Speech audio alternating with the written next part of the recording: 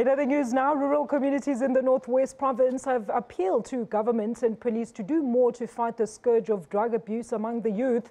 And speaking at a commemorative event to combat drug abuse and illicit trafficking in Huhudi near Vryburg in the province, the youth and parents highlighted the crippling effect drugs are having in their small communities and of the need for policing to eradicate this growing cancer from their society.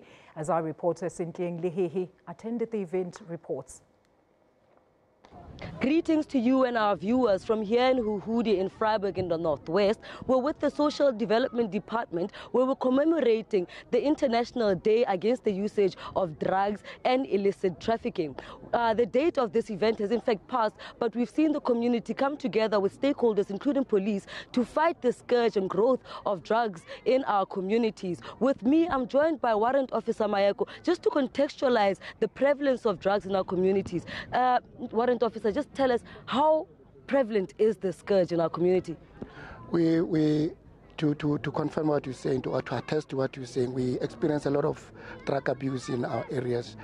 But now, as the police, we request our community at large to come forward with information for us to be able to arrest and detain and to take the suspect to court to fight the abuse, the drug abuse and the substance abuse in our areas. The battle must be very difficult for police, as some in the community seem to think the police are not doing enough. How do we bridge this gap where the community can feel that they too and the police can work together to combat the scourge?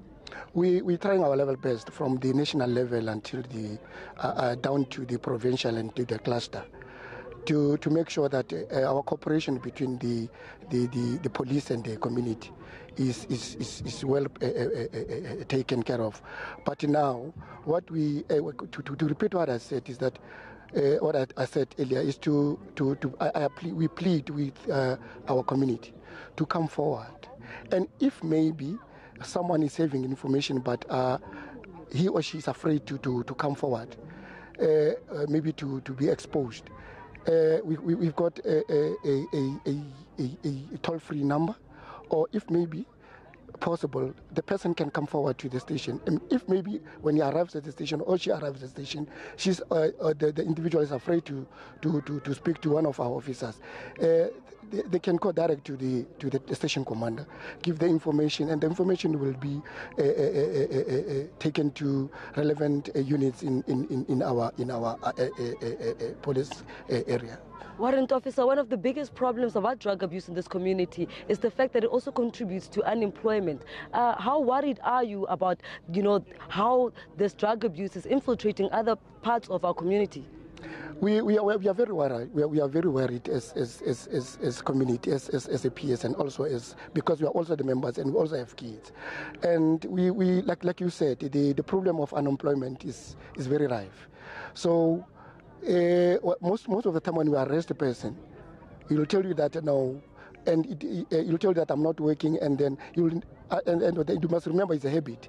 And then when he or she doesn't have the money to buy drugs, he'll commit crime like housebreaking, theft out of motor vehicle to get those things and sell them to other people in our community, and that creates a lot of problems for us. And then we are pleading with everyone to make sure that they abstain from drugs and substance abuse. Thank you so much for your time, Warrant Officer Mayeko. It is clear that this fight against the drug use in our communities is still a long one to come. It is clear that there's still much more that needs to be done by both police, government, and our greater communities to fight this scourge. Back to you guys in studio.